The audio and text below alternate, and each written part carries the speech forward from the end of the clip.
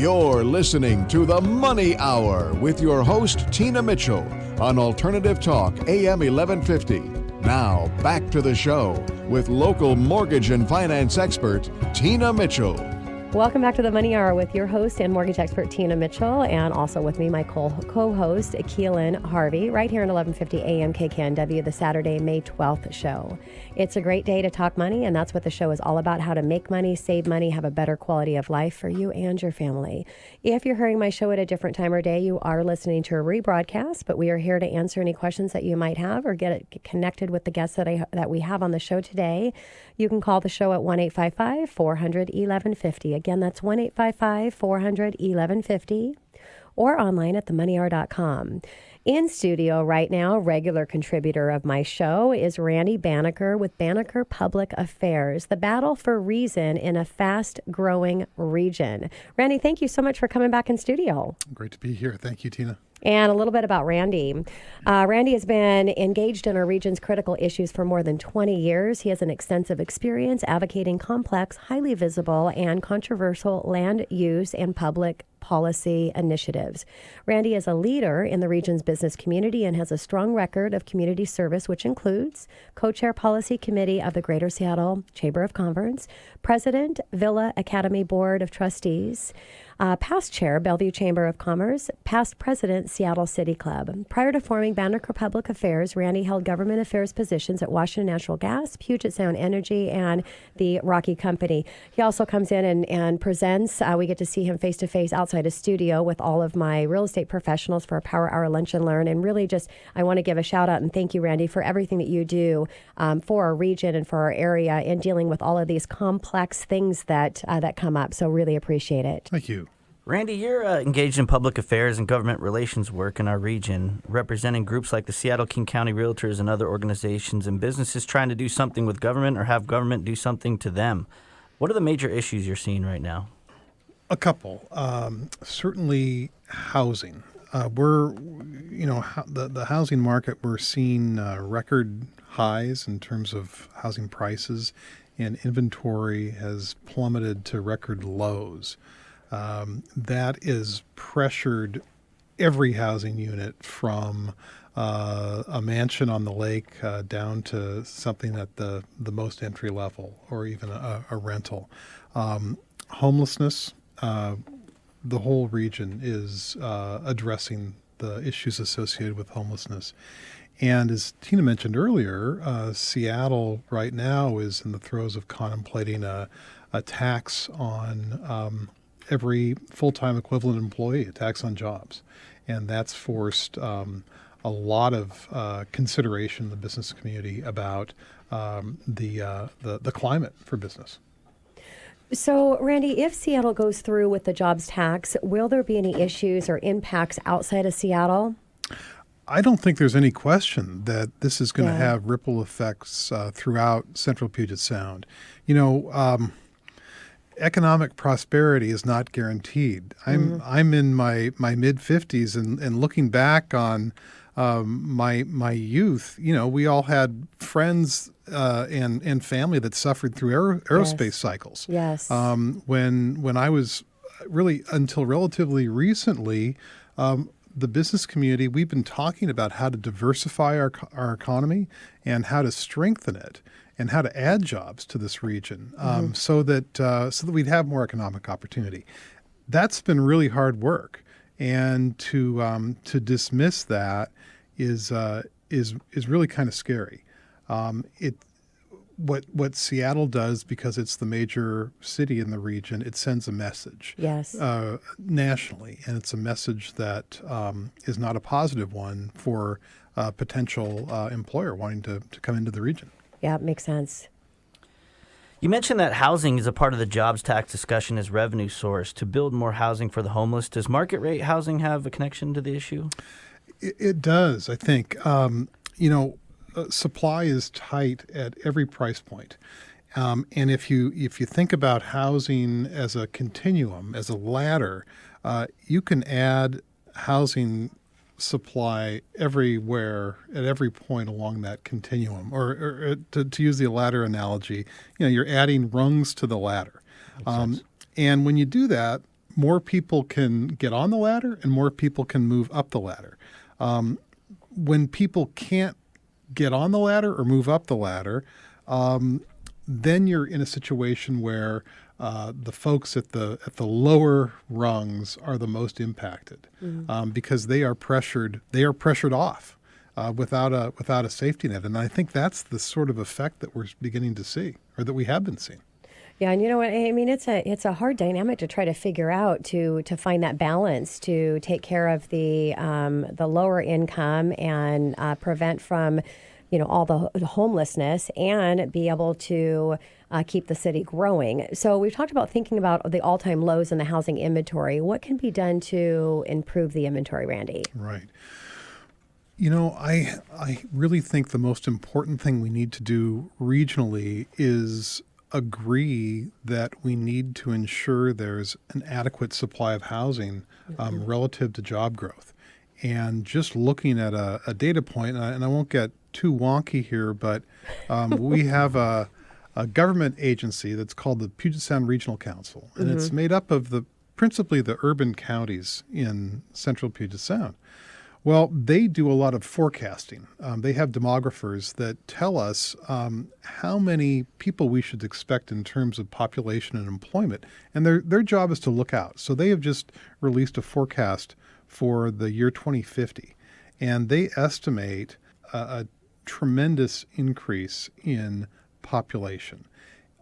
The math that I've done, and I won't go into it now, but if you allocate that population and the housing units required to accommodate that population to King County, we need to add in King County 13,437 housing units per year for the next 32 years. That is crazy. Just to keep up with a number that's relatively conservative. Wow. Wow. And, with Seattle's unique metroplex surrounded all by water, our geography alone doesn't necessarily allow for that. So what are some of the obstacles to innovative designs or better use of the land? Well, I think we have to, again, decide that we're going to look a little bit differently, be more creative in how we use the limited land supply that we have. We've talked in earlier visits about the state's Growth Management Act, and that set up what they call the urban growth boundary. And the idea was that you would direct growth into the urban areas and have compact, dense development. And in doing so, you'd curb sprawl and you'd protect rural and resource lands. Done a pretty good job of that, but we need to do more about the density within the urban area. So, Randy, what is it going to take to make some real on the roads on housing? Well, I think part of it is again, we need to turn that corner and not be afraid of change and not be afraid of growth. Change can bring some opportunities, and the good news is we've got some really strong examples of where growth and density has created exciting places to be and new neighborhoods. And as those have emerged, we've also been able to protect our single-family neighborhoods. And I just point to the activity that's happened in South Lake Union, in downtown Bellevue, downtown Kirkland. I think you can watch downtown Redmond and also Overlake Village as it grows out, and Issaquah. These are communities that are taking on growth and doing it in a way that builds character to the community. So can't they see that as an example and model that into the areas that they're not having as much success in? I think so. I think just legitimately there is a lot of fear and frustration, and I've spoken with one elected official who kind of characterizes what's going on in the region. It's as though the entire region is undergoing a kitchen remodel. Yeah. There's dust everywhere. Everything's torn up. It's hard to get from point A to point B. You don't know where things are. Kind of bad kitchen remodel. Yeah. Not a good. Yeah. But again, there is going to be a near-term price to pay when you have economic expansion. And I think the challenge for us is to recognize that that's going to happen, but not have that just chill us. we need to keep moving and keep talking and Yes. being creative. Well, Randy, obviously cities and counties play a role in that. What are some of the solutions that they're getting involved in? You know, for cities, it's really that idea of taking a look at your zoning and looking at ways to better use the land you have. And that can be through multifamily development, townhouse development, things that, again, in the right areas where you can increase the zone capacity and offer some housing units for rent or ownership. In terms of the county, the county's job is really to ensure that there's a regional plan and that the cities within the county can coordinate. And that's happening. I'd just say we need to turn up the dial on that regional discussion, regional coordination on a few areas, ensuring that the transportation connections are in place, and also thinking about promoting economic opportunity to some of those cities that have not seen the growth that we have in Seattle and East King County. Yeah. Well, instead of, I got to give a shout out here for my husband because it is my show. Well, and Keelan's show as well. He's in his retirement, instead of playing golf, he's now city councilman. He's on for Newcastle. But I thought with all this going on, I was like, geez, I wish he was on as councilman in Seattle. But anyways, so Randy, how about the state legislation? Well, okay, so the state has, I mentioned the Growth Management Act before. That is really the rules by which population and employment is forecasted and then planned for. Okay. The state then directs local jurisdictions, counties, and cities to take that data and work with it and have it be a comprehensive planning effort. Again, which sounds pretty wonky, but the rubber meets the road pretty quickly because it's all about where people live, where they work, and how they get between point A and point B.